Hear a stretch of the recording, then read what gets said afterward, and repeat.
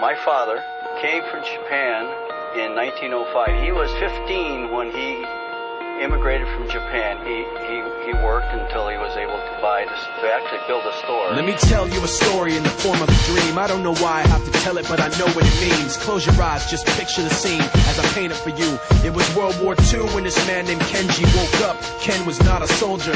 He was just a man with a family who owned a store in LA. That day, he crawled out of bed like he always did, bacon and eggs with wife and kids. He lived on the second floor of a little store he ran. He moved to LA from Japan. They called him immigrant. In Japanese, he'd say he was called Issei. That meant first generation in the United States, when everybody was afraid of the Germans, afraid of the Japs, but most of all afraid of a homeland attack. And that morning, when Ken went out on the doormat, his world went black, cause right there, front page news, 3 weeks before 1942, Pearl Harbor's been bombed and the Japs are coming. Pictures of soldiers dying and running.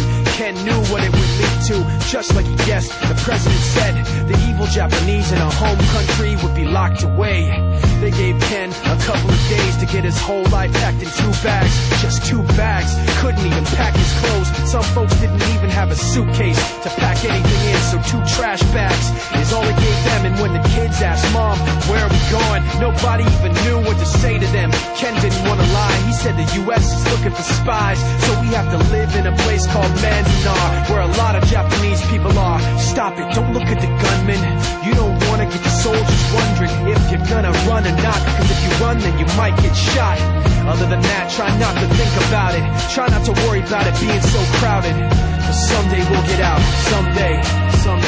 As soon as war broke out, so the FBI came and they just come to the house and you have to come. All the Japanese have to go. They took Mr. Lee. People couldn't understand why they had to take him, because he's just innocent laborer. So now they're in a town with soldiers surrounding them.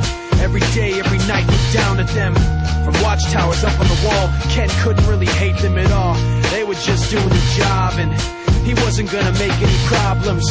He had a little garden, vegetables and fruits that he gave to the troops in a basket his wife made. But in the back of his mind, he wanted his family's life saved. Prisoners of war in their own damn country, what for? As time passed in the prison town, he wondered if he'd live it down if and when they were free. The only way out was joining the army, and supposedly some men went out for the army, signed on, and ended up flying to Japan with a bomb. That 15-kiloton blast put an end to the war pretty fast. 2 cities were blown to bits.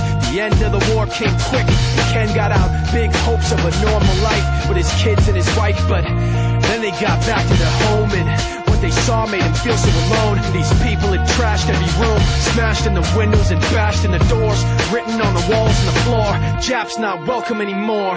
And Kenji dropped both of his bags at his sides and just stood outside. He looked at his wife without words to say. She looked back at him, wiping tears away, and said, someday we'll be okay, someday. Now the names have been changed, but the story's true. My family was locked up back in 42. My family was there where it was dark and damp, and they called it an internment camp. When we first got back from camp, it was pretty bad. I remember my husband said, oh, we're going to stay till last. Then my husband died before they closed the camp.